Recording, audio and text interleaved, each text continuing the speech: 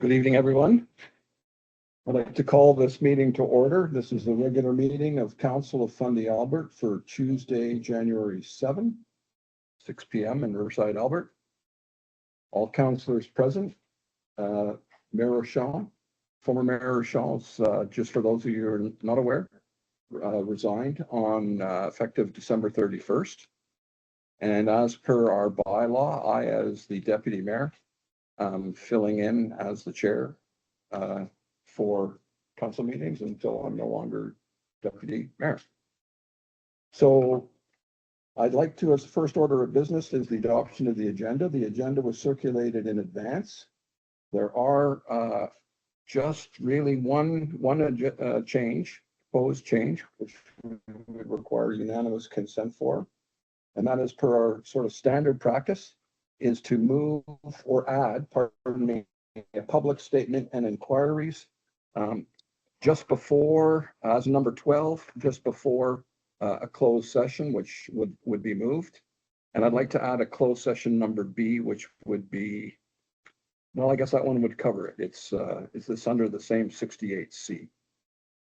So first off, is there unanimous agreement to make the changes to the agenda? Yes. Very good.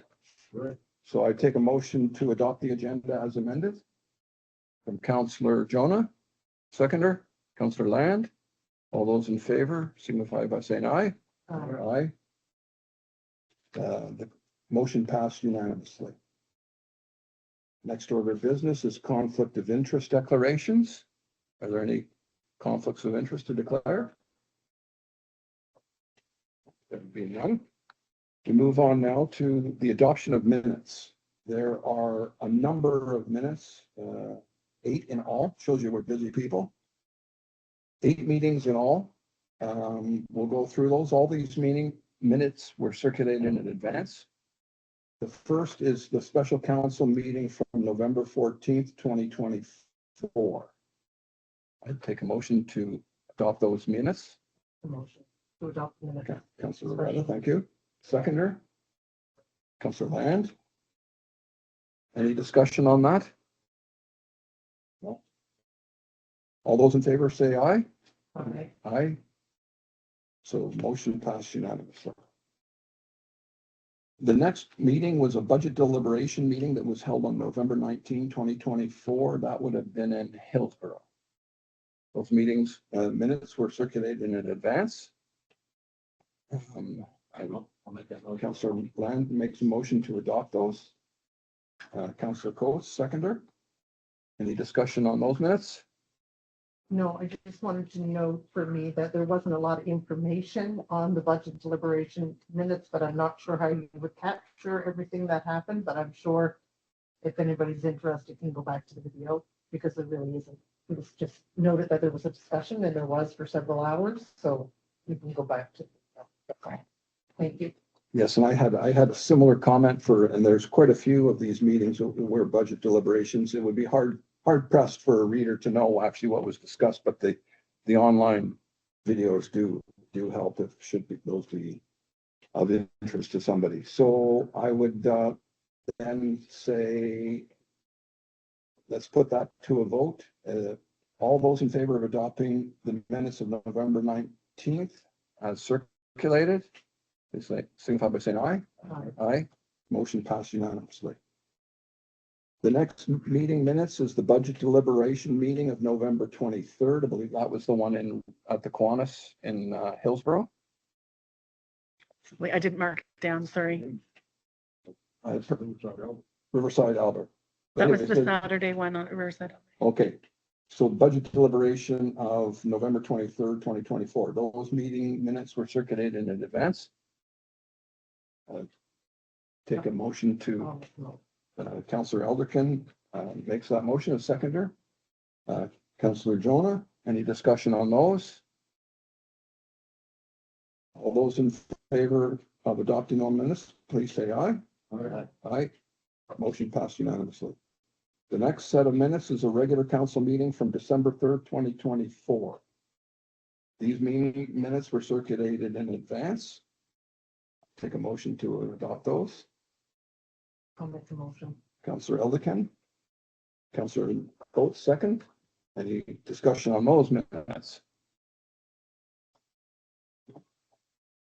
So all those in favor of adopting those minutes, signify by saying aye. Aye. Motion passed unanimously. The next set is the budget deliberation meeting that was December 4th, 2024. I believe that would be the one at the Kiwanis Festival, at the center in Hillsborough. Those meeting minutes were circulated in advance. Take a motion for Councillor Land to adopt those as presented. Seconder, Councillor Elderkin. Any discussion on that? No. All those in favor of adopting those, please say aye. Aye. Aye. Motion passed unanimously. The next is the Committee of the Whole meeting from December 17, 2024. This meeting I actually missed myself. Those meeting minutes were circulated in advance. Take a motion to adopt those as presented from Councillor Elderkin. Councillor Jonas seconding that. Any discussion on those? And by the way, I missed that meeting because I was attending in place of Mayor Sean, the Southeast Regional Service Commission meeting in monthly. So all those in favor of adopting those minutes as presented, signify by saying aye. Aye. Motion passed unanimously. The next one is a special council meeting from December 23rd, 2024. Those minutes were circulated in advance. Take a motion to adopt those. Councillor Elderkin, seconded by Councillor Land. The discussion on those minutes. So all those in favor of adopting the minutes as presented, signify by saying aye. Aye. Motion passed unanimously. And the last is a special council meeting of December 27, 2024. These meeting minutes were circulated in advance. I would take a motion to accept those as presented. Councillor Jonah and seconder, Councillor Land. Any discussion on those minutes? All those in favor of adopting those minutes as presented, signify by saying aye. Aye. Motion passed unanimously. The next item on the agenda is a consent agenda. Sure. There is nothing on the consent agenda. The next item of business is the public and administration presentations. There were no pre-arranged 5-minute presentations by administration or public, but we do have here one of the unregistered presentation requests from Mr. Chris Kelly on the 2025 budget. So, Mr. Kelly, you would have 2 minutes to. I won't need to. I just wanted to, wasn't sure how many. Here, if I would have a chance to speak after, but I did want to talk about my budget. You guys spent and see by the minutes you're approving an awful lot of input on. I do appreciate that it was public this year. That was fantastic. It was a lot to watch with any one city, that's for sure. I am discouraged by the tax rates that were approved. Elma being obviously on Elma centric, being so much higher than the 2 other former villages. I would think that some of the LSDs feel the same way about some of the other LSDs that are paying significantly less money, or will be paying, or continue to pay significantly less money than the other LSDs. And there doesn't seem to be a lot of desire to make it fair and equitable across the board by council. And I kept hearing, we're not there yet. And I was never sure where there is when we're going to get these taxes equitable. At the rate we're making this go, this is it's our 3rd budget as an amalgamated entity. It's your 2nd budget as a council. The first one, I'm assuming, was provided by the province.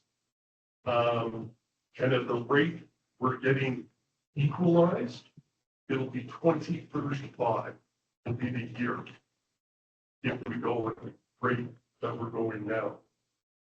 But I just don't know people don't see that it's not fair and equitable. And you can't bring that in place, and I'm not sure the mindset. And I know you never want to raise the taxes for your constituents, but I think it would be unfair to Elma and some of the other LSDs in comparison to the other. If we're amalgamated, we're amalgamated. If we're one entity, we're one entity. The treasurer brought up many times and put forth many proposals to kind of equal that out, and they were by and large rejected. But I decided to make that comment. If anybody can explain to me where it is we have to be, where the there is you kept referring to is that we need to get to be fair and equitable, I'd be glad to hear it. Thank you. Thank you, Mr. Kelly. Is there anybody at the table who cares to offer anything in return? No, I appreciate your comments. You are absolutely correct. This isn't an easy job. Nope, it's not our favor to raise tax rates in LSD areas or any other area. Being not there yet, we are not there yet on a lot of things. You're right, this is our second budget year, and we're learning as we go. And this isn't, we're learning to process, get our finances where they need to be, and that's going to predict how we move in the future. And that's, I can't explain it anymore. It was a huge discussion. It was several. I listened to it all. Yep. And I do And I understand appreciate it was a listening to it all.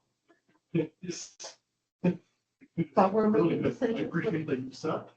Yes, we're making decisions without necessarily having all the necessary information that we need to make decisions. And we're doing the best we can. You could have come to the same final financial end by increasing some of the former villages in lowering Elma.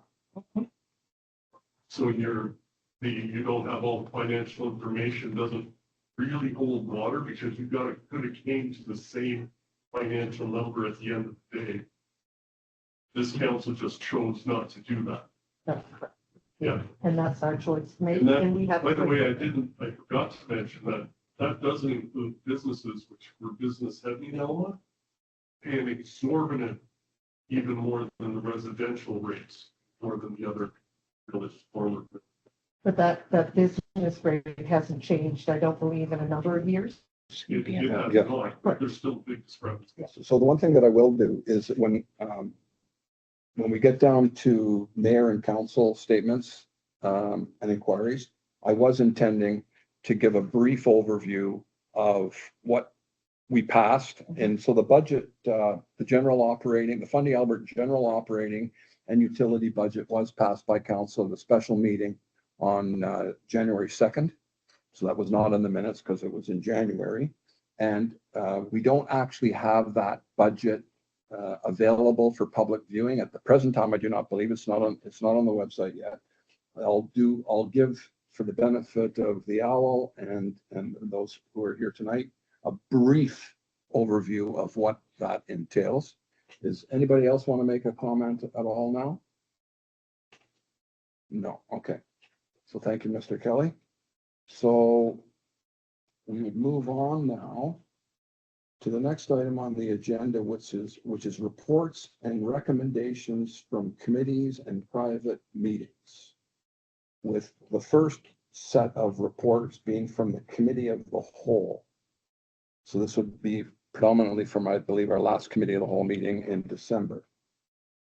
So there we have three separate motions that were discussed during that meeting that are coming forward here now for approval. Correct. The first two, I believe our Director of Operations can make a statement on, and the last one I can. So if you needed an introduction to any of those, we can start with that. Yeah, so the first one is related to a motion related to water and sewer hookup, which I believe is actually in the village of Hillsworth. Evening, Deputy Mayor Council. So the background with this is this first got presented back in November. Mr. Keith Steves purchased a property up on Legion in Hillsborough. Under the understanding when he purchased it, that it was a serviceable lot. Come September, when he started looking at the building, he called and asked to have a look at what it would cost or how we put the services in.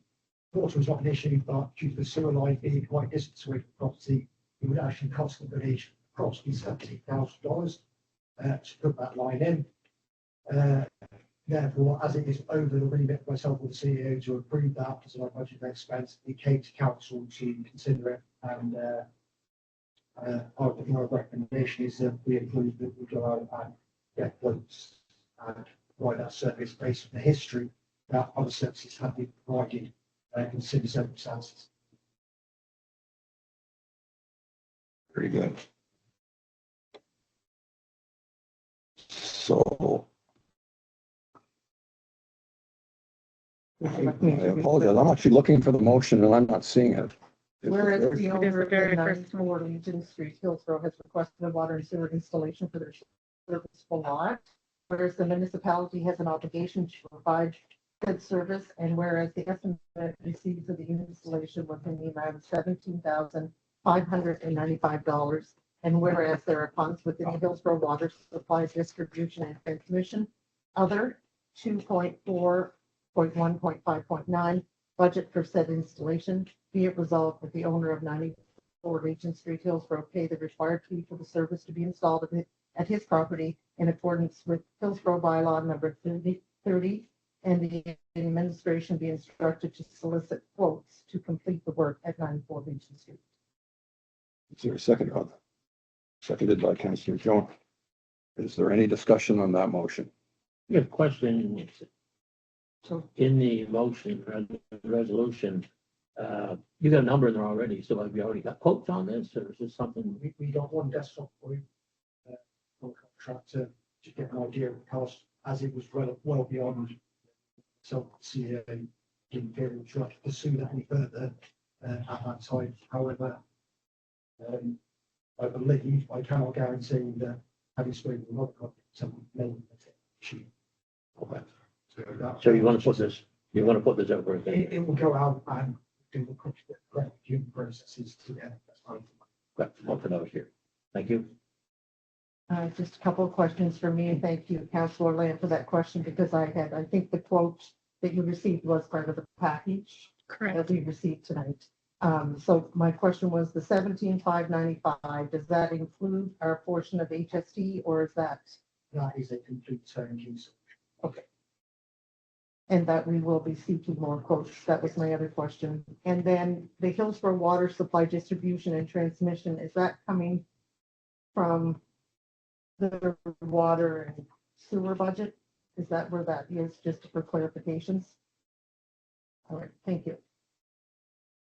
And I have a question or clarification here. I've made this point before, that it's my view that the municipality does not actually have an obligation to provide this service. I'm not saying that we aren't electing to provide that service, but is there anybody here or anybody in administration who's prepared to counter my assertion that the bylaw is certainly not obliging the community to provide this service?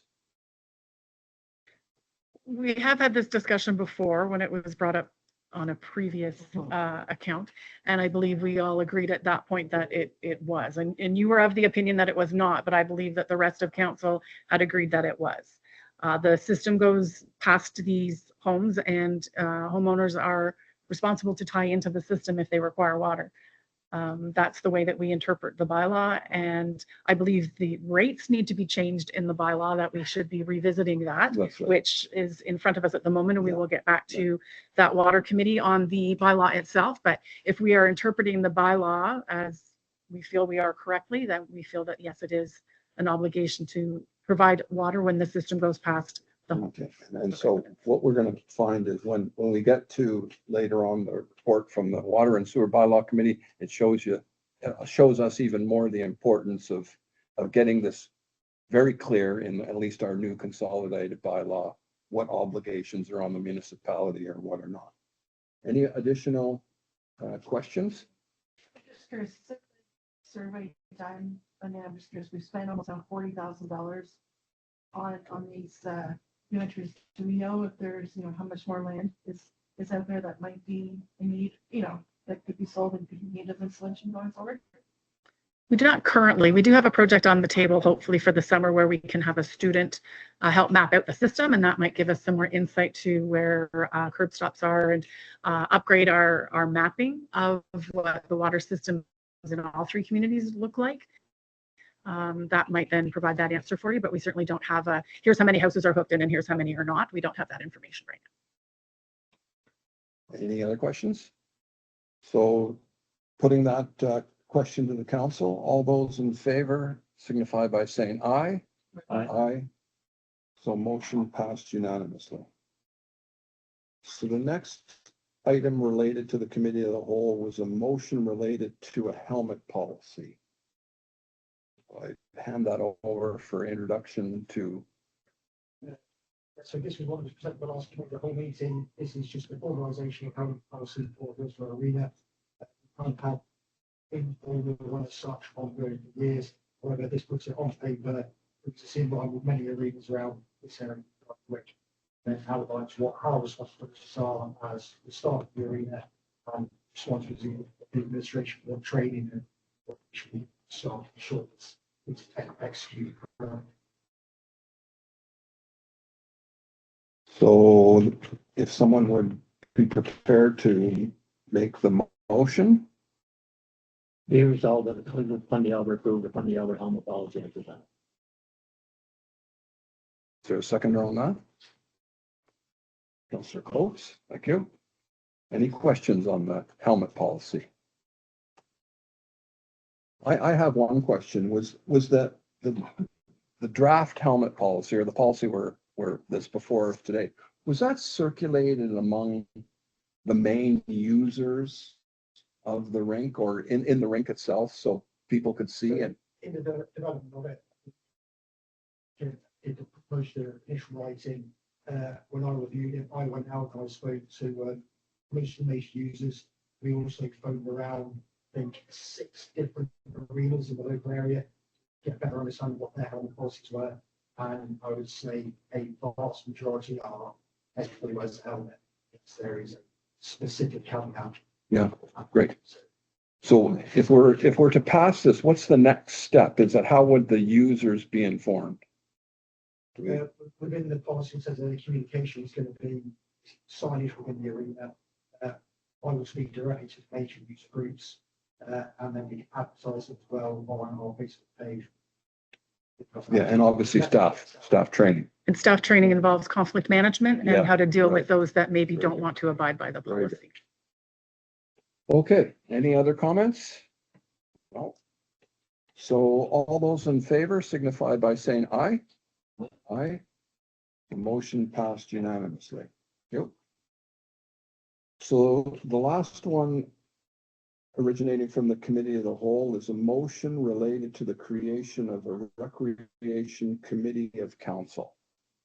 So at the Committee of the Whole meeting on December 17th, 2024, Council agreed in principle to a recommendation from the Fundy Albert administration that Council establish a municipal recreation committee of council that oversees independent board-driven recreation councils throughout Fundy Albert, such as the Alma Recreation Council or Kodiak Cycling Trails or any other groups that wish to participate.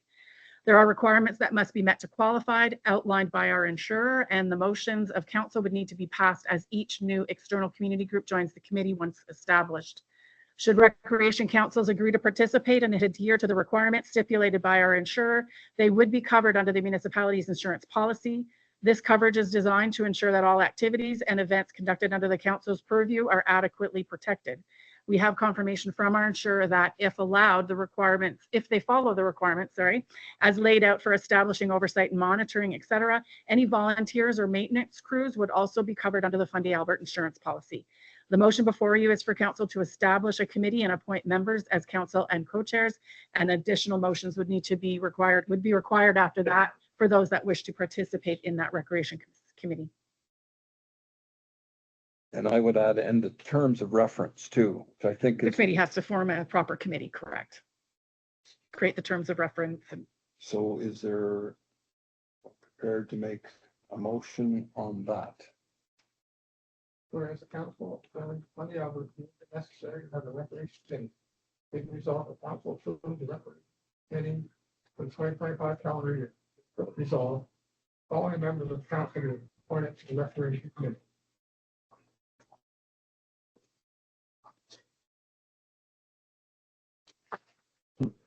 Okay, did we get everything we needed there?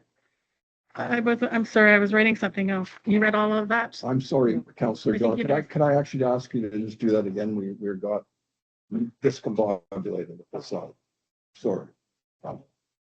Whereas the council of the village of Fundy Alberta is necessary to have a record. Be it resolved that council approved the recreation committee. If I could interrupt, sorry, it starts on the bottom of the first page. We worked together here. That's why I thought there was a piece missing. I apologize. Yeah. Correct. Underneath, yeah, thank you. Whereas Fundy Alberta bylaw numbers 2022-03, expecting the proceedings by the Alberta Municipal Council Committee meeting, advice for appointment of council representatives to such committees as required by legislation, agreement or bylaws being deemed necessary. And whereas the council of village Fundy Albert deemed it necessary to have a recreation committee, be it resolved that council approves the recreation committee for the 2025 calendar year. Be it further resolved that the following members of council be appointed to the recreation committee. So moved by Councillor Joan. Is there a seconder on that? Don't we have to add? any- Well, Okay. do we have a seconder with that at least? Okay. So now for discussion, clearly we have some XXs in there, which we would need names. So whether it's a co-chair or a single chair, is there broad agreement, I think, that this kind of committee is important to us and we need one. Is that correct? I think there is.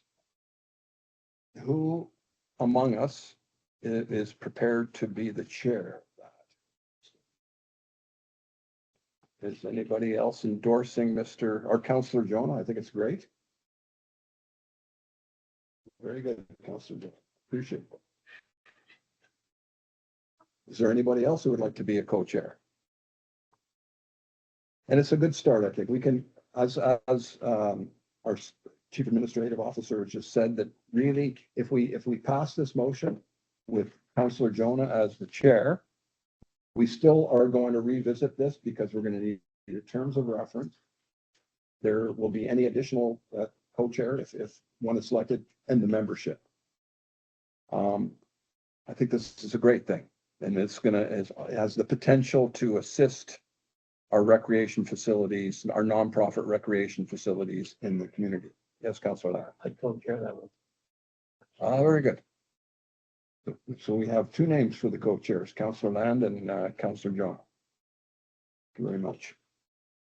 Is there any other comments? So this is clearly would be a work in progress, but it's an important thing, especially for our recreational partners in the community. So all those in favor signify by saying aye. Aye. Motion adopted unanimously. Thank If you. I could just make a quick statement on that. Every year it is a requirement under the bylaw that the committees that exist are renewed, and that the chairs of each of those committees get renewed.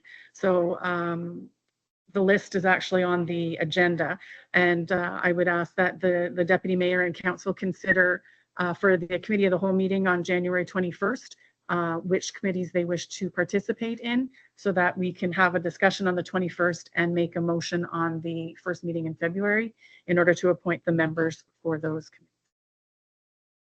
Is that clear to everybody? Each committee should also provide an update of activities that were conducted in the previous year. Very good. Yep. And so as we move down, this is a reports and recommendations from the committees. So we have 4 committees that need to provide a brief report, not the annual report as referred to that we'll be having at the committee of the whole, but just a brief one for tonight. So the first one is the Emergency Measures Committee, chaired by Councillor Coates. Anything to report? Yes, I do.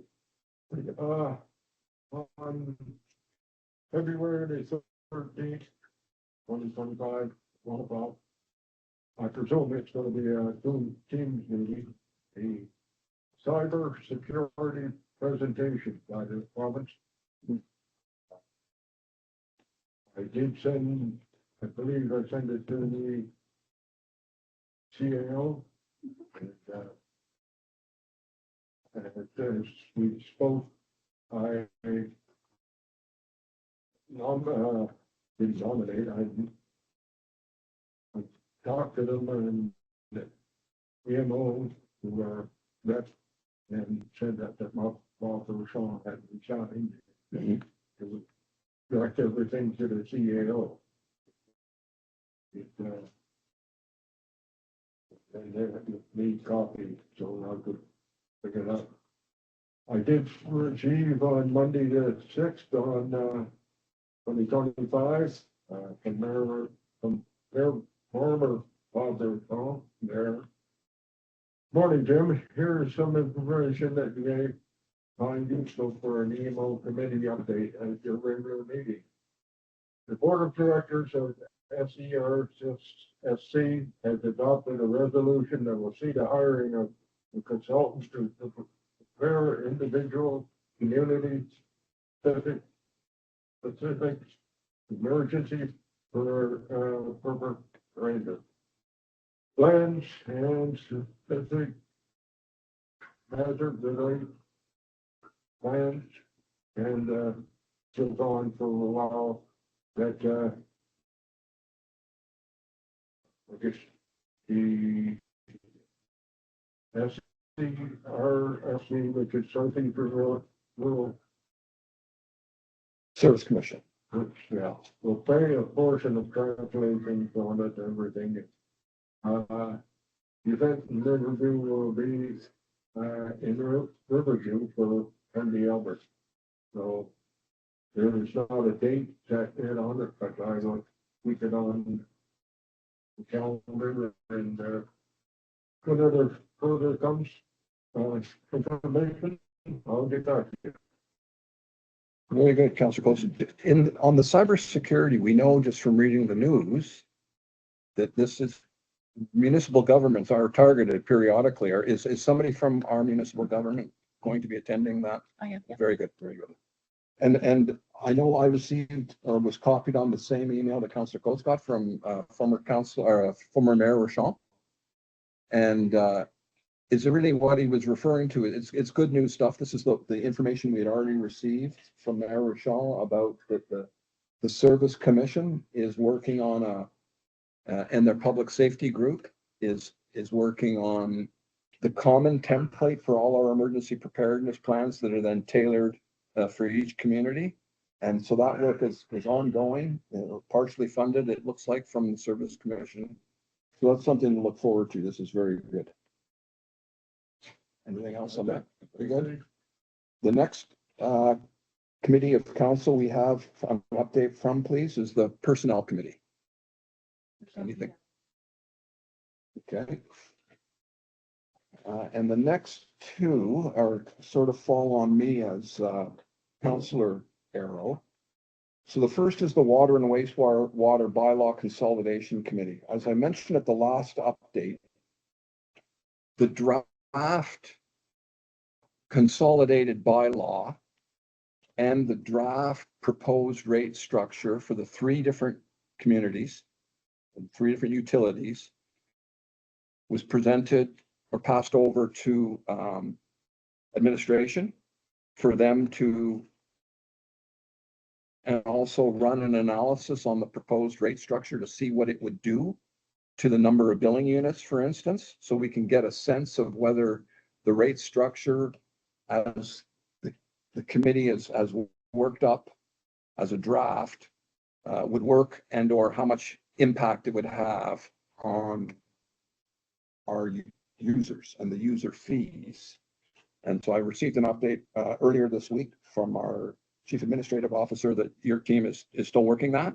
We are, unfortunately, it's the same three people for Yeah. everything, so not everything can get done all at once, Yeah. but between the audit and the budget and running the numbers and stuff is not as, it's third on the list on that list. So when that comes back to me as the chair and Councillor Elkin, who assists me greatly in that, then we'll sort of re-engage the committee members. They've sort of been put on hold. I feel a little bit bad that I haven't communicated with them as much as I should have. We did have their input at the beginning. Then we'll go back to them. And so we need to keep the momentum going. There is a need for this bylaw, and there's a need for a review of the rate structures. And when I give my little report on the budget we passed with the increases in the utility rates, it's all the more importance to get that done. And the next one is the Fundy Albert Rural Plan Consolidation Committee, Rural Plans Consolidation Committee. And this is the one we talked about at the last meeting, where the next step is to have a call for membership from the community. So I owe you a draft call letter. That when we agreed that we were going to wait till the new year. Well, we're in the new year and now's the time to do it. So we'll have a call letter going out to the community looking for members.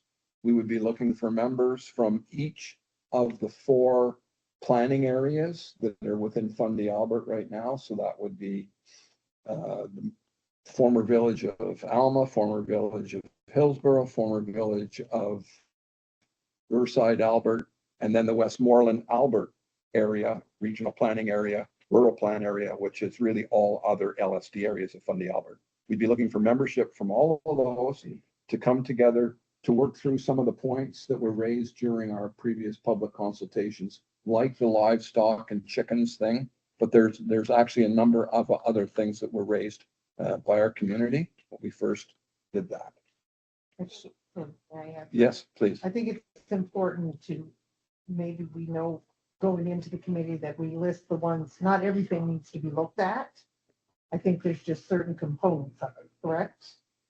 Yeah, so this one actually, I think there's some confusion on this, but in my mind, there's no confusion. That the terms of reference for this committee are actually established, and they're in the resolution that was made that formed this committee. So we need to go back. It lists not only who are the kinds of people who need to be in the membership, but also what that committee is going to do in the order of which things are moving between the committee, the council, the Plan 360, and so on. And the idea was to address the issues that were raised during the public consultation. So not only the things that were raised verbally, but also there were written comments that came in. So it's to address all of those things, because the objective will be to get a plan that, as it was stated originally by Plan 360, is to consolidate the plans with minimal change to the principles that are already in the existing plans, but there is some differences, and we're trying to converge the differences. So we can look forward to that for 2025. The only deadline on that, there's a legislative deadline. I think is it 5 years or 4 years? I believe it was 5 years. I'd have to double check Yeah. that. I believe it was 5. So there's sort of urgency, but not, in my view, there's not the same urgency for this as some of the other committees that we have. It's something we want to do, but in the meantime, our existing plans are in place and working. Is there any other comments or questions on that? Okay, so now we're moving on to reports from administration.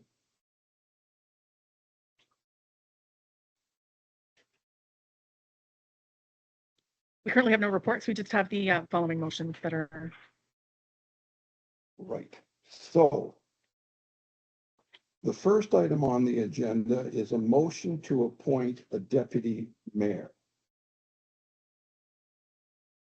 There is a motion that's provided, a draft motion provided in your package. Is anybody prepared to actually speak to that tonight?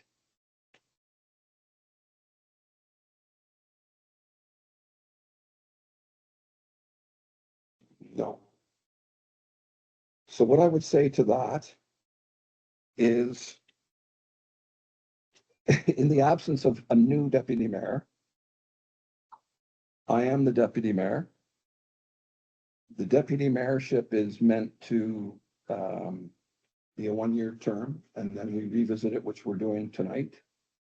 I know from talking to some of you that there is not a great interest from anyone to do this. So I think that what we need to do as a council is continue to self-reflect about whether or not you're prepared to serve as the deputy mayor. I will do the same. And I think that at a future council meeting upcoming, we are going to need to revisit this. In the absence of that, there's no change. So the next one is a resolution to appoint a temporary second bank signatory from the council member side. So what the background here is, under the Local Governance Act, all expenditures of the community, thinking checks here, are signed. They have dual signatures. It's under the law, it's the mayor and the treasurer. But because of the realities of life, it's always beneficial to have an alternate, a backup. And we do. Currently, the mayor's backup is the deputy mayor. And so as the deputy mayor, I'm currently the backup, but I'm primary now. So it's looking for a backup to the deputy mayor. So there is a draft motion provided in the package for that. We'll need a name though in order to Yes. read the motion properly. Is there anyone who's prepared to act as a backup secondary signature for the council side of things? I would be interested in doing that. Is it appropriate for me to ask questions now, or do I have to wait to those? Well, I would say you can ask questions now. So, I just want to clarify. yeah, please do. I want to clarify the responsibilities in. So it is acting as a backup for you in the absence that you are unable to sign checks for what various reasons, that I can stop and sign checks on your behalf. Yes, and what governs actually the mechanics of how this works is the policy, is the financial, which policy is it? The financial management policy? It's the one that talks about who the primary is, the secondary, and if the secondary signs, they have a duty to inform the primary that they've done that.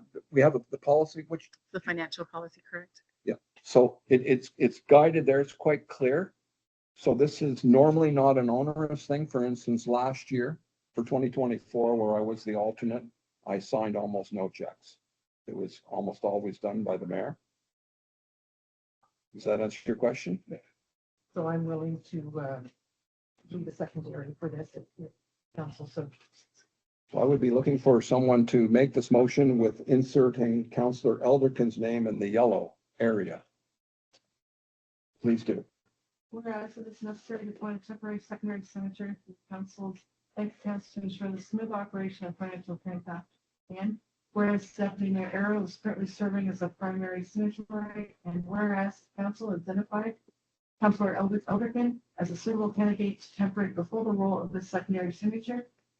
Now therefore be it resolved by the Council of Fundy Albert as follows. Council hereby appoints Councilor Loretta Elderkin as the temporary second signatory for the council's bank accounts, effective immediately.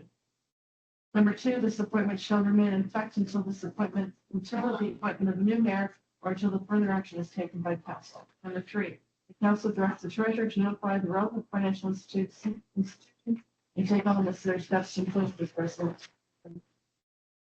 Thank you. Is there a seconder on that? Councillor Coates. Is there any questions on that? And I think, Councillor Edelkin, you got your question answered. And I would encourage you to consult the financial policy. And if this is passed, I know the treasurer, I think, will be after you for, there's a sample signature card and such required by the bank. Isn't that right? Yeah, something like that. Okay, all those in favor of the motion signify by saying aye. Aye. So motion passed unanimously. Thank you. The next one relates to the resolution to appoint a new clerk and an assistant clerk. So the rationale behind this decision is to ensure operational efficiency and continuity without incurring additional costs. So by reallocating duties internally, we can leverage existing skills that are an experience that our team members have, which maintains stability within the organization. So when I was appointed as clerk / CAO / clerk, it's become increasingly difficult to manage and do both functions, especially at a council meeting, trying to wear those two hats. So we're not creating an additional position here in our organizational chart. We're just making some internal changes, and we don't have the funds. We didn't ask for any additional funding of positions when it was budget time. So instead, we're just reallocating existing duties from various other areas to an employee that's already part of our team. It is an internal adjustment or a transfer involving horizontal movement of an employee, which is a fully acceptable HR practice. Where there is no change in job responsibilities, where there's a change in job responsibilities, but there is no change in remuneration or pay. So since it's not an addition to our current organizational chart, a competitive process isn't feasible because we don't actually have a position to go out and try to find a candidate for. We're just trying to allocate duties differently within the organization.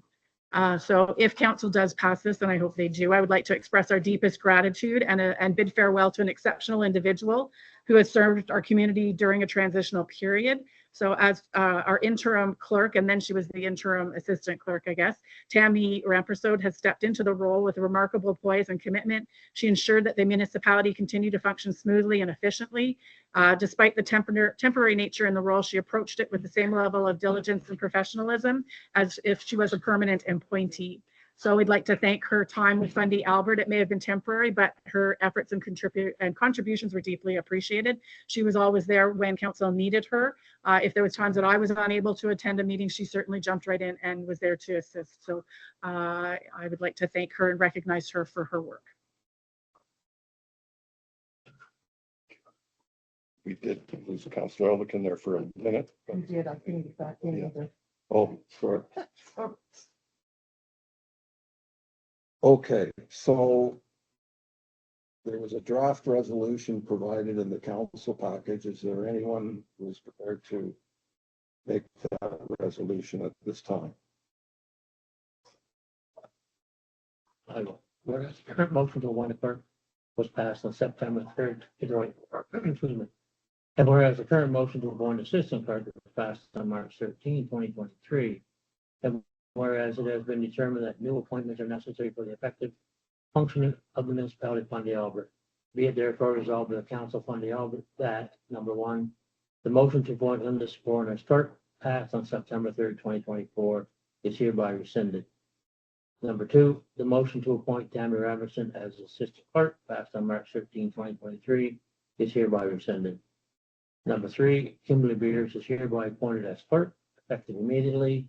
Number four, Linda Saborn is hereby appointed to assistant clerk effective immediately. Is there a second on that motion? Councillor Coates. Is there any discussion on that motion? I can start. Councillor Ward Russell. So I appreciate the importance of getting this approved and within the needs of these individuals in the positions. But I truly do believe that it should have been done through advertisement and interview process. And also, the work plan of the job descriptions are important as well. So even though the desk get passed today, I was still prepared to see see the board plans on the description of jobs that are looking forward. Absolutely. I'm currently working on the 4 jobs that it's affecting and the real allocation of that. And I'd like to present it to the personnel committee once it's complete. So is there any the suggestion or? No, I mean, I just, I would prefer to see those before a motion was going to be made.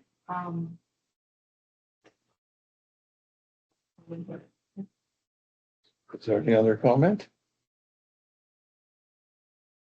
No.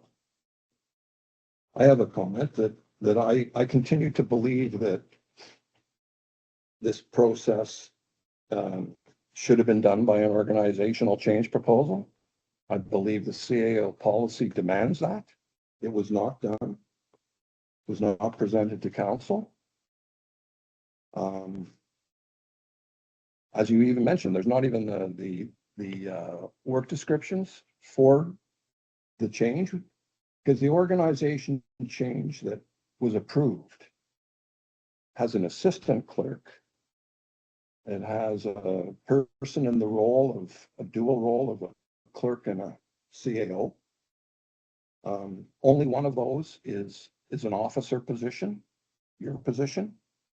This is creating an additional officer position that has not gone through a competitive process. I think, in my view, it is incumbent on council to table this motion. In a way, I'm echoing what I hear from Councillor Ward Russell is we should do this the proper way that's demanded by the CAO policy. And once we've done that, we can come back to this and do this correctly. So that would be my recommendation is to table this motion. First off, I have yet to see a final version of a CAO policy. I've been given a draft one. I was informed that one was approved at council way back when, but I have never been privy to a final version of that document. So to be held to the standards of it is difficult when I'm not really sure of the contents or approved contents of it. I don't have the ability to do all of this job and come to council with all of these. I need some help in order to get the things that you're asking me to get. And every time I reach out for help, I get put up against a wall. So it's getting increasingly difficult to manage all of the work. I'm trying to find ways that I can do it within the existing infrastructure that we have, with the existing people that we have, with people that have the skill set better than me to be a clerk, I might add, in order to move forward all of the things that need to get moved forward. So I urge council to consider all of that. I mean, I can't even go away for a vacation or be sick because I don't have the ability to miss a meeting, or I don't have the ability to get a council package together in order to be able to be away, because I get a council package together for next week and I'm supposed to go away this weekend. So I'm trying to do the best I can with what I have in front of me. I'm trying to put people in the positions where they would be the most effective. And I'm asking council's approval of this.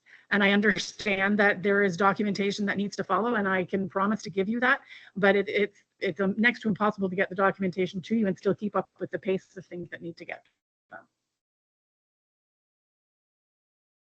What I would say in return is that the fact that the CAO doesn't have a CAO policy that we passed is somewhat disturbing.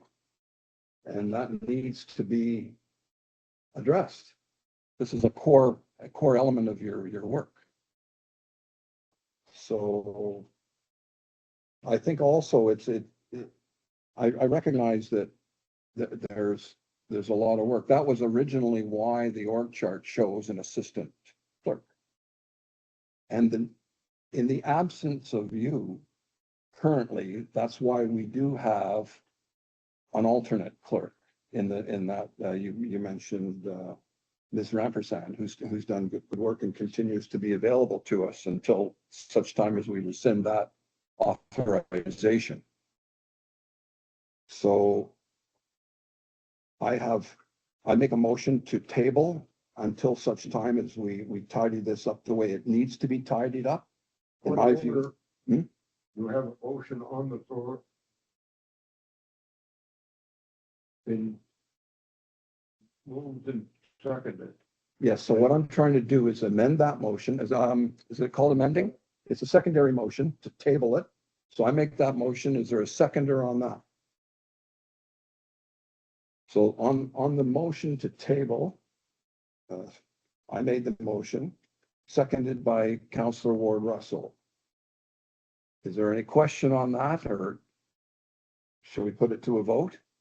So the motion to table this motion until a further time, which we can revisit as we've done before. All those in favor signify by saying aye. Aye. All those against say nay. I think I heard 4 to, was it, oh, Councillor Ward Russell, I mean, your nay? Okay. Okay, so that there's, so is there any further discussion on this motion? The motion before us? May I ask a question? Yes, of course. I guess this question is more directed to the CAO. What would be the time frame you would be looking at to new work descriptions done for the ones that appear to be the contentious part of the subject, I guess? I can say by the end of the month, Thank you. if I have a clerk. Any other questions? So to put this to the question to a vote, all those in favor signify by saying aye. Aye. Those against, say nay. I'll say nay. And motion passed 5-1. Thank you. So that puts us to bylaws. There are no bylaws to address tonight. So the next is mayor's. Oh, yes, thank you. I'm sorry, thank you. Oh, my goodness. There is one more report from administration. That's the motion related to a snow removal policy. Good evening again. As you will see this in the council package, a copy of the draft snow policy and the council report form. Currently, the issue is that we do not have a formal snow removal policy built on the Albert. This year's highlight is such a challenging task to remove snow with 3 separate communities with the resources and the workforce we have. Without some sort of framework to work on to achieve that. That is further aggravated by if we don't have a level of expectation for the public to look to, we'll get numerous phone calls about why aren't certain areas cleared or that. We have been inundated with such phone calls about wanting to know what certain areas have been or haven't been cleared. So therefore, we've drafted a snow removal policy. It's very much based on a lot of the local bigger communities around here. So we delve into Moncton, Dieppe, Riverview, Fredericton, all the big cities. But what we've got to understand is they have specific snow removal teams that their job is to move snow that depth. We've got the additional challenge that the guys that move snow here, they've also got to move garbage. They've also got to maintain the water and wastewater network. They've also got to manage and maintain all of the rented facilities like we're in now. So that is the basis that we've written this policy on. I believe that we've matched the resources as well as we can, and the timelines we've given are realistic. However, it is caveated within the snow removal policy that it's like a house of cards. We need one card that will fall to pieces because we're one person down. That could first 24 full hours back. If we're one piece of machinery down, that could push us well back as well. However, what having a full snow removal policy does for us, it gives something for the public, and council, and administration to look at. It's a start point, understanding what the priorities are, what makes that a priority, and what kind of timeline that's, the snow is going to be moving in that. As I said, you said it in your council package, hope you have time to read it. Our recommendation is that we approve it so we can move forward and have this now. However, it's absolutely given to council to review it further, propose changes that are in there. Thank you. Because, you know, when I saw this, it seemed such the ideal agenda item for a committee of the whole. I was surprised it was here. So Is, it, and it so- should ideally, but we also need to get things pushed through faster sometimes than waiting for a committee of the whole. So if we go to the committee of the whole January 21st and then it passes in February, well, it's of no value really for 2025 until next fall, because assuming that we're, you know, halfway through the snow season by then. So we were trying to get it before council, hoping that you had time to review it and read it. And I mean, there is, after the motion is on the table, you can have a discussion. And which is what should be happening now. And then if you decide you have enough information to pass it, you can. And if not, then we will go back. But again, we're trying to get things pushed through in council meetings. If we always waited for a committee of the whole, it would be a long time coming sometimes. And previous councils, I mean, you didn't have a committee of the whole and decisions were made at regular council meetings. yeah, but since Fundy Alberts existed, that I think that normally this is the ideal kind of candidate of an agenda. But I don't think it completely is against the policy or rules to do it at a regular council meeting as well. It could be both. So is there anyone who's prepared? There's a draft agenda, put it in the packet, or not agenda, pardon me, a motion. Is there anyone prepared to make that motion tonight? Councillor John?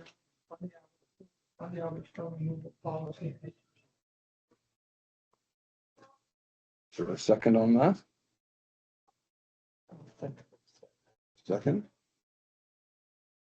So just to follow on, you know, open it to the floor for any comments, but is there a feeling just from that little back and forth there that, is that something that we want to try and tackle tonight and approve tonight? Or is this something that is council prefers to actually have chance to digest it and discuss it with staff at the next committee of the whole, or do you want to just do it now? What's the feeling?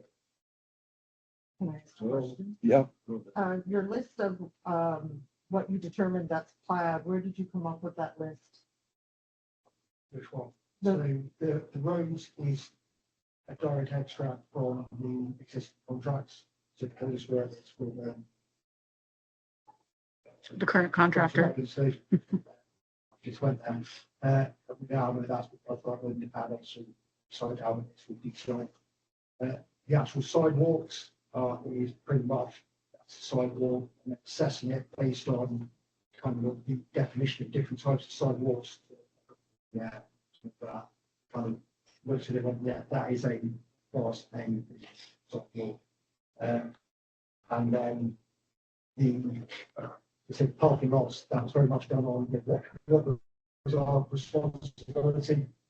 Many of them are private parking lots, and some of the ones that are responsible are included. Because there's one parking lot that I didn't have an opportunity to check to see if it gets out of the winter in Riverside, Albert. It's directly across from the municipal office. There's a parking area there that heads to Crooked Creek. I guess it's pretty sure. Right, and I didn't have time to look or do the research to find out if it's something parked, and I'm only saying that because I recently just noticed over the Christmas holidays, there was cars parked on the side of roads that were snowshoeing, so I'm not sure.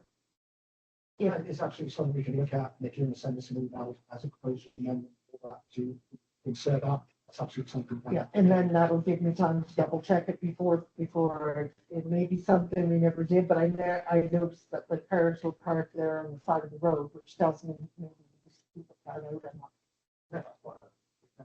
not. Thank you.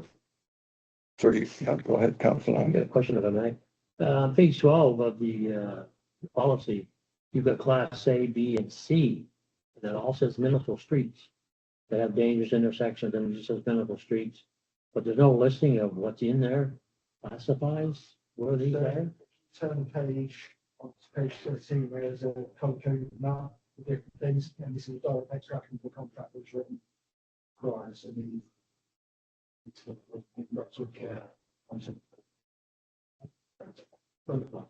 So there's no crossovers between Brunswick Limestone or Doug Bond with us doing the streets. That's all again.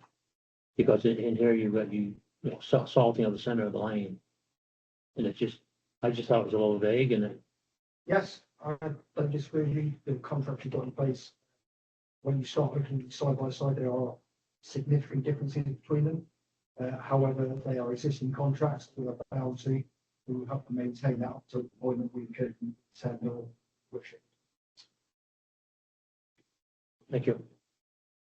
If I can add to that, so these are all living documents. These are internal policies and procedures that the administration would like to follow and put in place. So we're kind of not expecting council to get into the weeds of all of this, but at least understand that there are things that we need in order to properly administer the work that needs to be done. So as contracts change, then so can the policies. They can be tweaked. They're not set in stone, and we provide them to you for information and for oversight, hopefully, and not to drill down into the individual specifics of street by street. She then said that's direct contract. It's quite good that they categorise the streets at different levels. There's a big difference when you come to contract nowadays.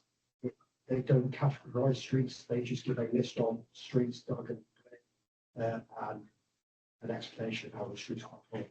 So they are currently very vast different level of service in terms of serving what outcomes. Something works with us.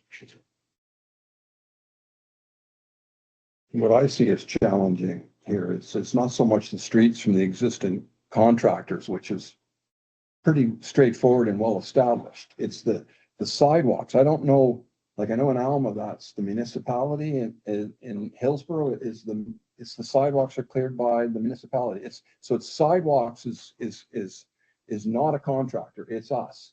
And these are often quite a pinch point. And there's a key line in the policy that talks about concurrent. Find the term. It's referring to, we do have 3 separate communities with 3 separate sets of sidewalks. And I know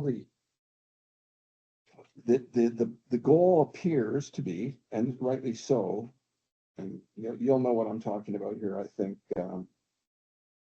Ian, is the concurrent activities. So and this is the problematic part, I think, that is like, I'm not sure how many pieces of equipment that we use to clear sidewalks. And where they're not semi-permanently deployed in the different municipalities, right? Or are they?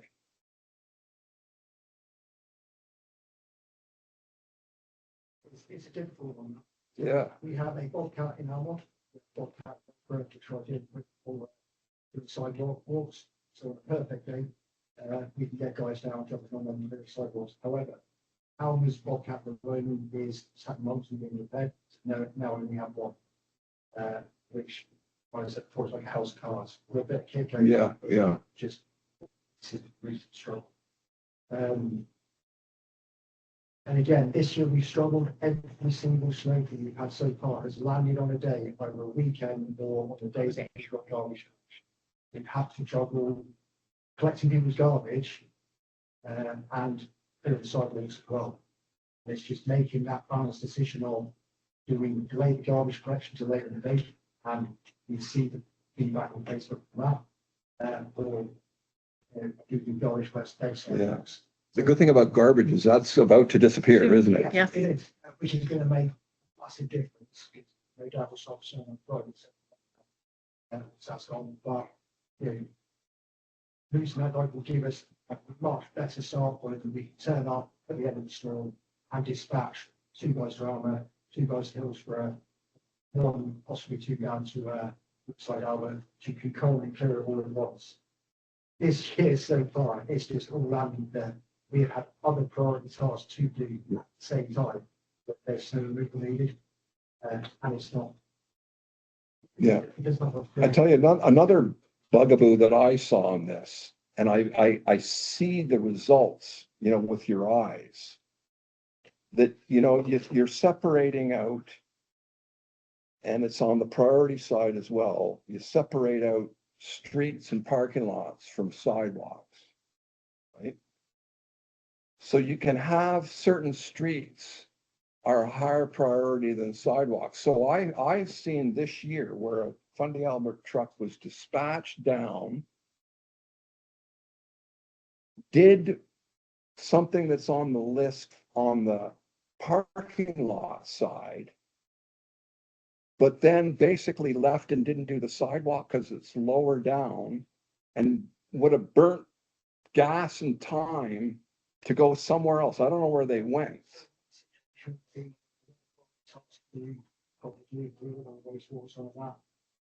Although we do safely go out to the different elements of each community, we are absolutely not going to turn around and say, that's all the level ones done in Albert, let's disappear back up Hillsborough.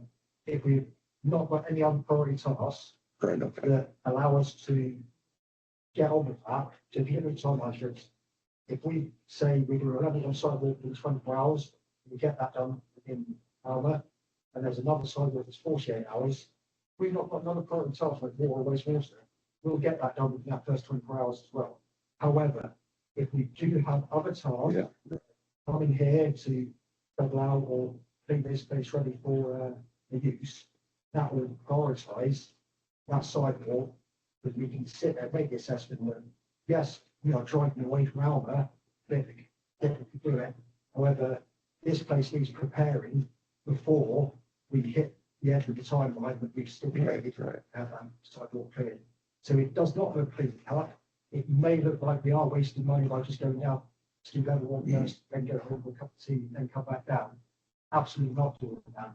There is a lot of thought goes into how and when stuff gets done. And again, there's bits in the policy will show you that there will be stuff that's possibly forward that will get done at the same time as probably what, based on the fact that we are there at that time, it's a short amount of time, and we haven't got other priority tasks that need to be done. And it's the most efficient way to do it. Okay, good. I should point out too, larger municipalities struggle with this often, and it's a cost thing. Roads need to be cleared for emergency services. Sidewalks, people can walk in snow, and that's not a popular opinion. And I know there's probably going to be a lot of people that are, but when it comes to priorities, people are able to walk in the snow. So sidewalks don't take a priority over streets in most municipalities. And when it comes to the dollar amounts attached to snow clearing, that's where they will make they'll stretch that out a little bit longer in order to get some cost savings. So what I would urge as we move forward, you know, should always be looking for efficiencies. We know, like, use an example, Alma can be another example. You mentioned, emergency services. Like, I know in Alma, the fire department has for many years not relied on the municipality to clear the fire station. They have their own contractor that does that, and it's always cleared. So it's local, it's cost effective, and it gets done right away. I start to wonder whether this may be a model for instance, sidewalks, right? I think because already we have certain elements of the community, and as I said, the best example is the fire department. I don't know who clears fire station in Riverside, Albert, as an example. Is it? It's private contractor, yes, because it's cost effective. So now to around the table. Councillor Coates had a quick. Please. I'm in favor of this motion, and if you look at 6.2, there's feedback from Fundy Albert Staff Construction Committee Council and encourage to support the continuous improvement of all of it. So let's not put this off till May, because you never do get to have black flies and not snow. Yeah. Yeah. We should, well, Yep, so we do have, the motion's been made and seconded. Um, Sure. yeah, please. 4.6 under hydrants. It says that the hydrants will only be cleared within 5 working days. We all know the emergency can happen at any point, so I do find 5 days a little bit on the larger side. I'm happy with that. That was a direct extract from one of the biggest cities. But policy takes it saying that as long as the end cap is clear, that 5 days, more than I said, he'll send them now. The only other question I have on there, it just states that it's up to the Hillsborough Fire Chief to have the final authority. I'm just wondering why it was the Hillsborough Fire Chief, not the Alma or the. That is because Hills was the only unit of firefighting hydrant system. There are hydrants with the other communities, unless we want. Well, Question. So if there's no one who feels the need to push this to later date, I guess we're ready for a vote. So all those in favor signify by saying aye. Aye. So motion passed unanimously. So best of luck, and as Councillor Coates rightly points out, and you have as well, it's a living document as these policies are. And there you go. Okay, so now, and thank you, Councillor Coates, for pointing out I missed that. Now we can move on to bylaws. There are no new bylaws or amended bylaws to consider tonight. And so the next item is mayor and statements and inquiries. So I would go around the table, Councillor Coates. first of all, I would like to bring up the poor service phone from Bell. In December, we had 2 major 3 to 4 days. Second one was 2 days. And then again, January, we were out for a couple of days. I would take it on charge with the blessing of the council to put a customer request in for to the CRTC, ND Public Safety, Singer, Susan Hall, and America Sherry Wilson, and not more. This is, there's a lot of older people that do not have anything except their landline. And I think anybody that's been on Facebook, it's just, oh, we're again. And like, that's, there's a letdown on the service. It's just poor service. On the 22nd of December, a resident called, we're busy, we'll try and have dinner by December 30th. Well, that is not service. There is a complaint formed on the CRTC. I'll do it and then send the copies to the rest if I have the blessing of them. Yeah, certainly have mine. Sure. Because it's one of these days we're gonna have, we've talked, and I think, Chris, you brought back down in time about cell phone. It's just poor. Anywhere you drive, dropping calls and everything else. So back, what, 3-4 years ago, Elgin was in the same thing. They've got enough people going. Now they have the tower. Hmm. We do have one in Alma. We have one, I don't know what Kirk gives, Hillsville. I think Meg comes from McCook, doesn't it? Cause I, No, you mean, there's Well, one. what I would say, if we go and get these people all going on the same page, maybe we'll get something. Yeah. Okay. I'll do it, I'll send it to Linda and have her know that I don't insult everybody. well, that'd be very good. What I could say, the minutes should reflect that all of council is supporting on that, and I would recommend or suggest strongly that you report back if you get some feedback to council. I will get on that. I guess that's all I have. Councillor Jonah? Thank you. Okay, thank you. Councillor Ward Russell? Residents in Ward 5 and Councillor Coates area for a few streetlights. So I'm wondering if we can't do the same thing we did for Ward 6 1 year ago, would be a survey finding out where some of those streetlights would be wanted. So see if we can look into that. And also just, I mean, with looking forward to seeing the final budget once we can get a copy. So we're just 16.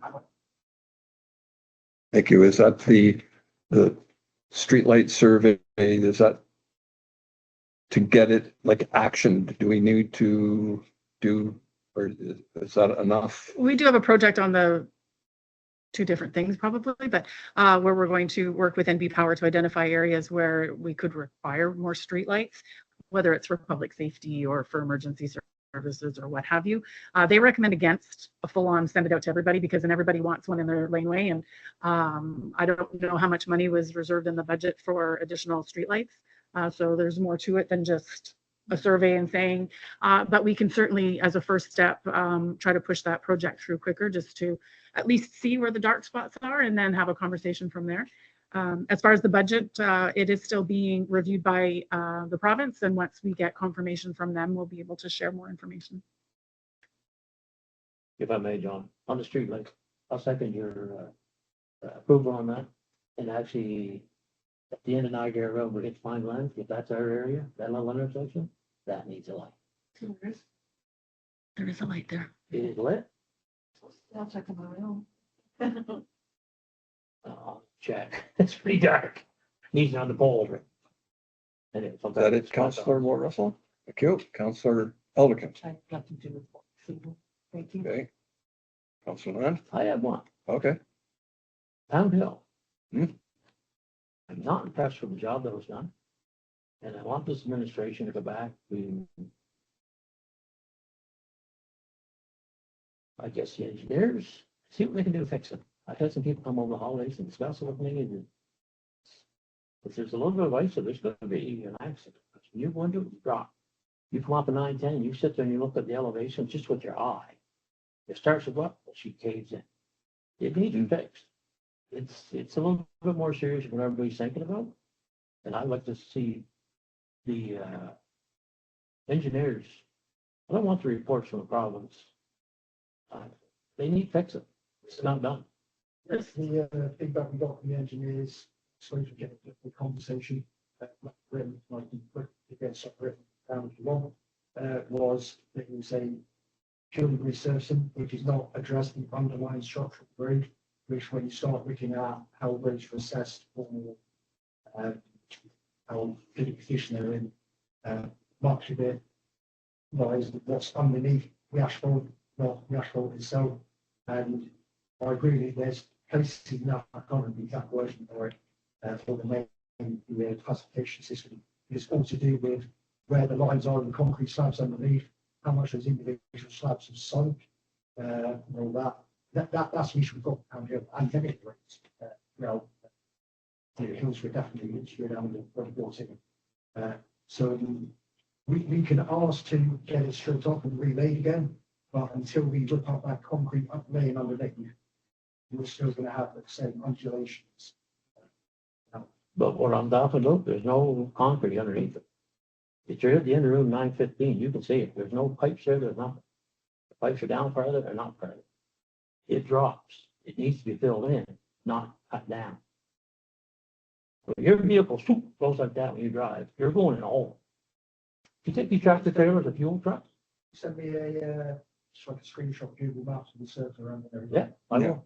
I'll come pick you up, we'll take a look at it. Because I think it needs to be addressed. We spend a lot of money on that hill. Drive it once at the speed limit and once at the speed that Councillor Lamb goes at and see if there's a difference. Hang on. In fact, I echo the concerns of Councillor Land on this, and I know when we ran into, you could say, a quality problem with the culvert in Alma, speaking to a high level of our engineering partner was helpful. You would recall that our engineering partner is hopefully a long-term partner. And even if I understand, you gave a briefing at the council, the committee of the whole meeting at one point about the spec, and so I get, and but it's kind of that to the side a bit in terms of the municipality engaging with our partners to do jobs that are costing a lot of money and have high municipal awareness among the community, so they can either see where it's not the best in terms of quality, and they now start wondering, did this municipality really get value for the money? This is where I think having another conversation with senior management of our partners. If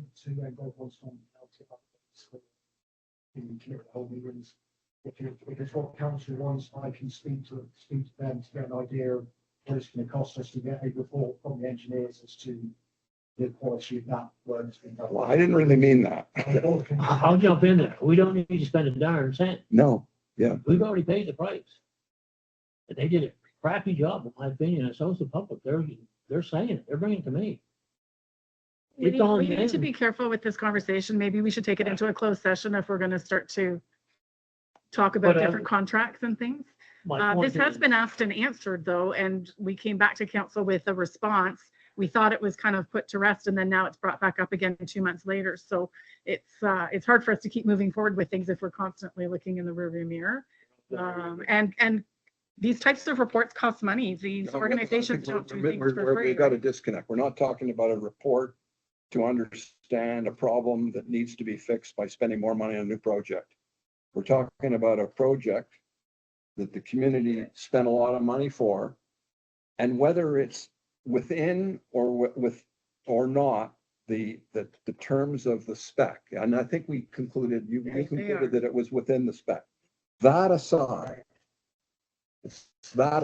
I think you're now we want to talk at another level with our partners and say, yes, but the job is not what the community was expecting, and you could say not what council was expecting.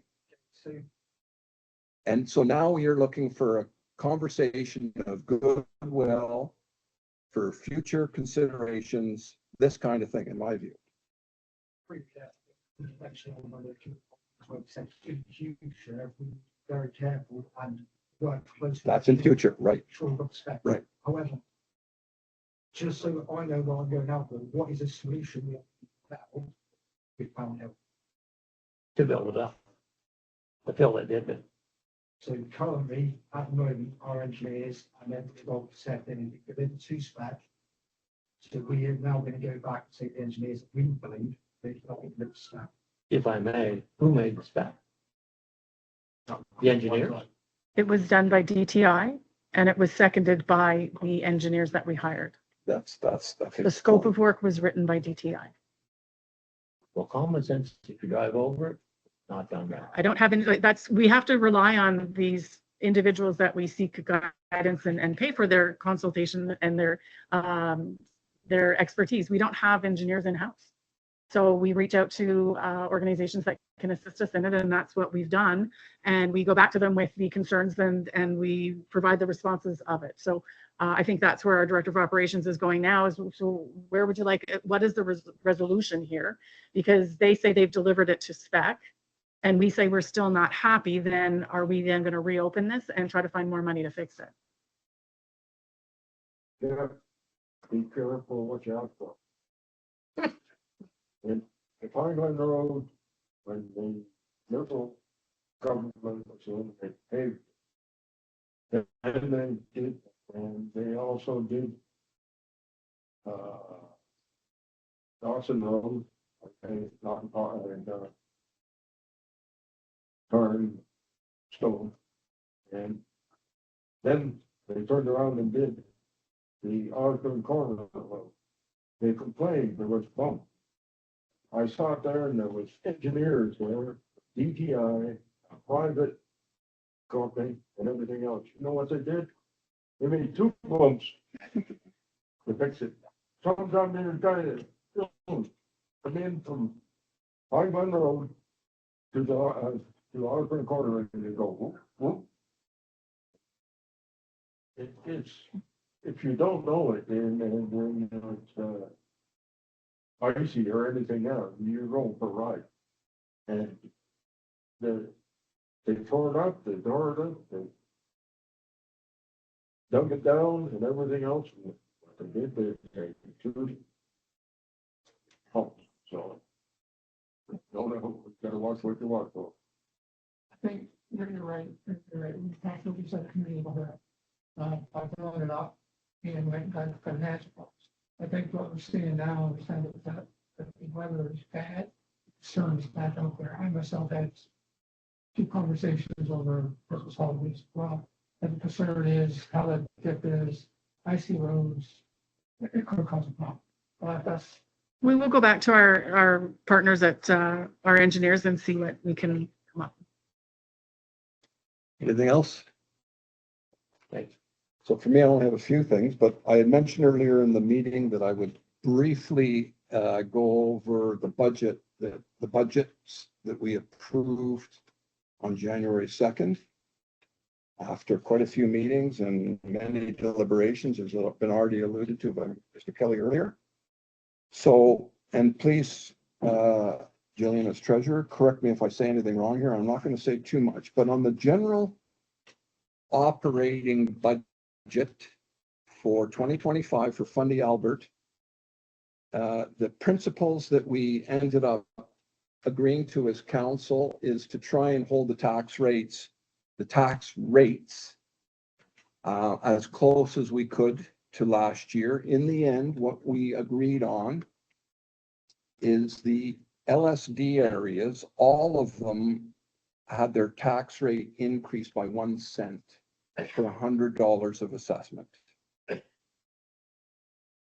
For the former municipalities, the villages of Riverside, Albert, and Hillsborough, the tax rate there changed nothing, it's neutral.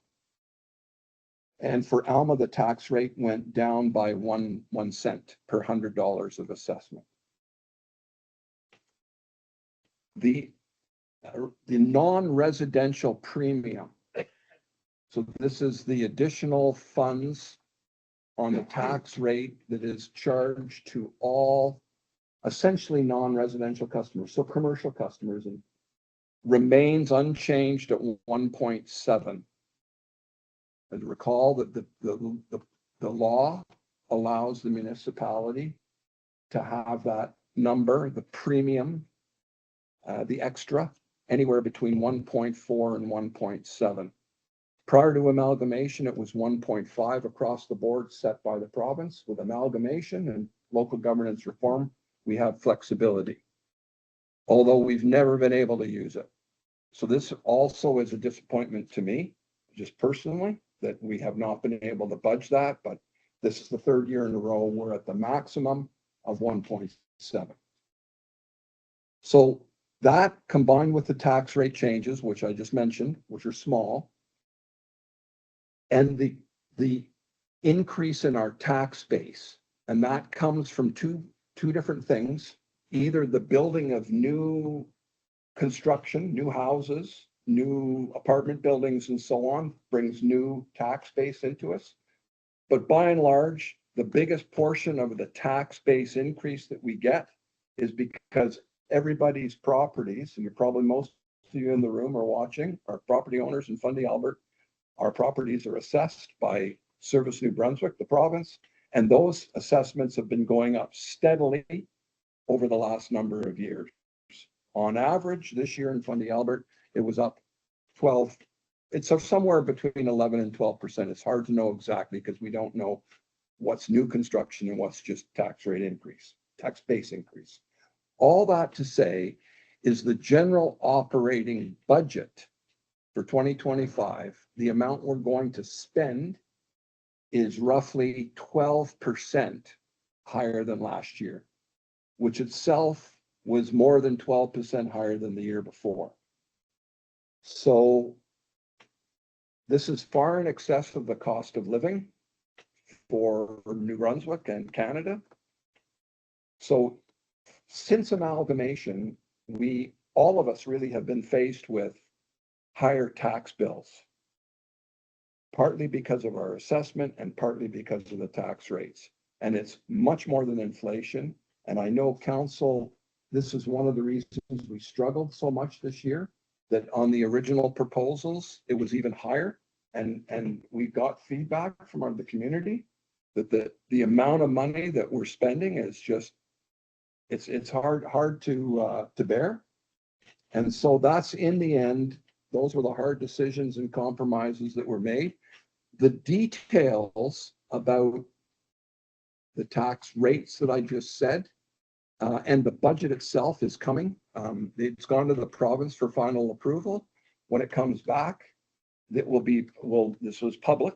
This is public information. It will be provided on our website. I personally haven't received my tax assessment for this year. I don't know if have you guys received? So the actual tax bill that you will be paying, you won't know until your assessment comes out. You can multiply it by the tax rate that we do now know we set, and there. I should indicate that council approved this budget without having our audited financial statements from 2023, which is actually a legislative requirement. But because there's reasons for it, but we have still not received that from the auditor. In a way, we've gone out on a limb by approving the budget without knowing what that number is. And we put in the resolution an indication of that we were recognizing that, maybe we shouldn't be doing what we're doing, but we don't have too much choice. So that's what happened on the general operating budget.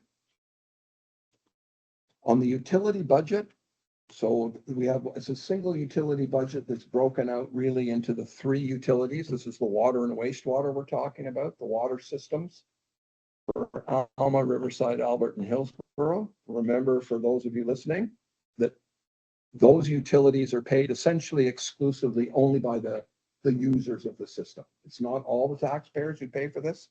It's really only the users who are paying for this. And I don't have the exact numbers of what the budgets are, but they're again an increase. We had an increase last year, or maybe Hillsborough didn't, not sure.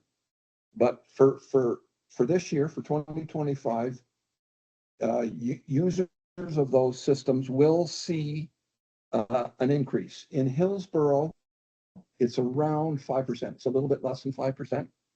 In Alma, it's around 11% increase. In the cost for every unit, billing unit is approximately 11% higher. And Riverside, Albert, I think it's more than 13% higher. And so the details of that, again, will be announced in more detail as soon as those approvals have been received. Just while we're on the subject of budgets, did anybody want to say anything else about? The province approved our budget? Not yet. They're in the process of it. And I know that, and I know and the council knows that council members are waiting with some bated breath to receive the spreadsheet when it's available. Because what happened at the January 2nd meeting, it was a long meeting. The number were not being live updated as we were doing it. So we're all sitting here actually approving something that we're not quite certain what we approved, which is not ideal. That's one of the reasons why we're looking for that quickly. And the last thing that I wanted to say is just, I would like to make sure that at the committee of the whole meeting coming up, that these requests have previously come in a more informal way, but that I had previously requested, and I hope it's there, that we have in-person briefing from Englobe on the status of the Alma water system. You know, we've just at the last meeting, we approved the very large tender for more than half the price. We've never really had an update from them on how things are going and such. I think this would be very So worthwhile. we've reached out to them. It's unlikely it'll be for January 21st, Okay, but they are willing to come in, Okay. I believe.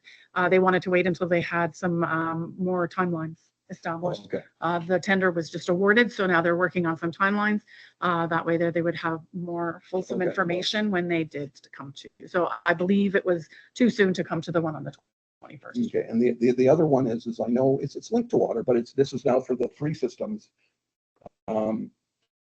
There was sort of offline conversation, but it's more than that, that I think a number of the council members are anxious to receive a briefing from the operator in charge on just really. That will be at the committee. Yeah, good. So looking forward to that.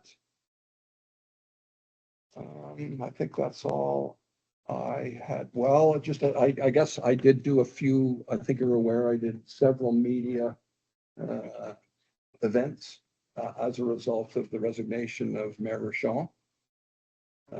So those were some in print, some maybe audio, and at least a couple in video. And that's it. So I think we can go to the next. Yeah. So the next item on the agenda is what we added, which is. Oh, sorry, no, the next one is notice of motions and resolutions, which there are none. Yeah, so thank you. So the next item on the agenda is notices of motions and resolutions. There are none for tonight. The next item, item 12, is the item that we added as per sort of normal routine, public comments. So that's for anybody here in the audience who has a question or a comment to.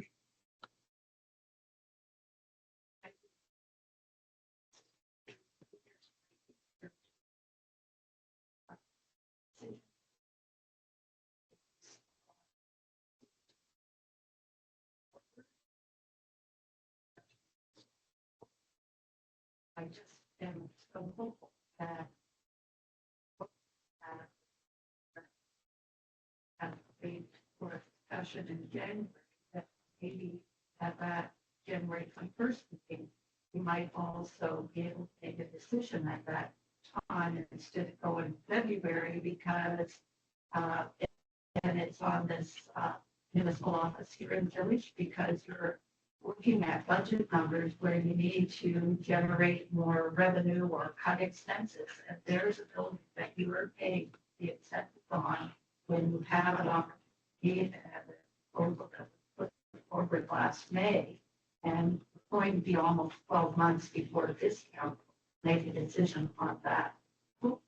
And I know there's been a lot of back and forth, but I urgency of making decisions, which is what happened here tonight with your policy on as well. I understood the discussion was it normally should have been put through to me as a whole, but because of what it was for, you were trying to get it moved in the decision. Maybe I'm wrong, but that's how I heard it.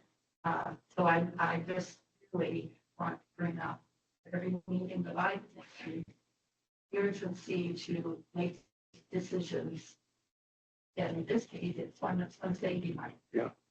Well, you know what, the comment I would like to make on that, and please correct me if I'm wrong here, that in fact, the way that our meeting procedure bylaw works, so it's what guides all our meetings. And we inherited that from the province, by the way. There was only a few bylaws that this council was provided with by the province from day one, but the meeting procedure bylaw is one of them. And what it says is in fact the only meeting where decisions are made is it a council meeting? So this is a regular council meeting that we're at tonight, which is, there's one every month. The meeting that's in the middle of the month, the committee of the whole meeting, is not a decision-making meeting ever. So, at least supposedly, there's no decisions are made there. And its purpose, and it's in a way, it's new to us because all the three former municipal governments that we had never had a committee of the whole. It's used in many other communities, but we had never used it. So whenever previously our councils met, it was always a council meeting and we could always make decisions. Now the way it's set up is, I mentioned, the council meeting is where the decisions are made, and the committee of the whole meeting is where this, for instance, the snow plowing would normally, this is the kind of the discussion we had tonight. Normally that's what's for the committee of the whole meeting. And so if during that discussion, there is basically broad agreement, when it comes to the council meeting, there's virtually no discussion. It's just approved. So the council meetings are supposed to be fast, and the committee of the whole meeting is supposed to be a more fulsome discussion. There's another kind of meeting, which when you saw the minutes, there's many of them we've been having, and it's called a special meeting. This is, again, a meeting of council, a council meeting. So special meetings are decision-making meetings too. So if there's ever a subject of urgency, we can and do on many occasions create a special meeting to deal with the subject immediately. That's why to expect actually we get a decision at the January 21 meeting. It's not really going to happen because it's not allowed.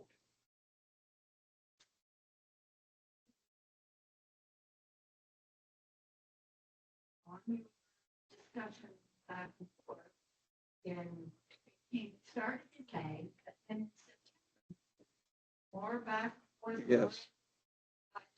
You actually had a discussion at one of your meetings. And so all I'm saying is that this issue is a cost savings for this council. And to have it go, even if we just go September to February now, before a decision can be. Well, unless we did a special meeting, if we're ready, I have to clarify. Yeah. So when this was presented to council, it was brought back. The administration was only given instruction to further explore this in December. And we were asked to come back to the committee of the whole meeting on January 21st with our results of our looking into this. So rushing it through isn't an option at this point. No, we do have a motion on a motion in place that gives us until the 21st to present it. But what I'm saying is if on the 21st at the committee of the whole meeting, there's broad agreement, to do whatever the thing is to do. And there's also broad agreement that there's an urgency that it makes no sense to wait until the first meeting in February.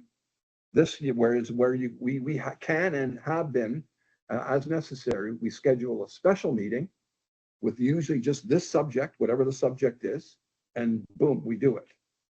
Normally special meetings are reserved for approving budget items or things of that nature, but. Well, I don't recall seeing that anywhere. Yeah.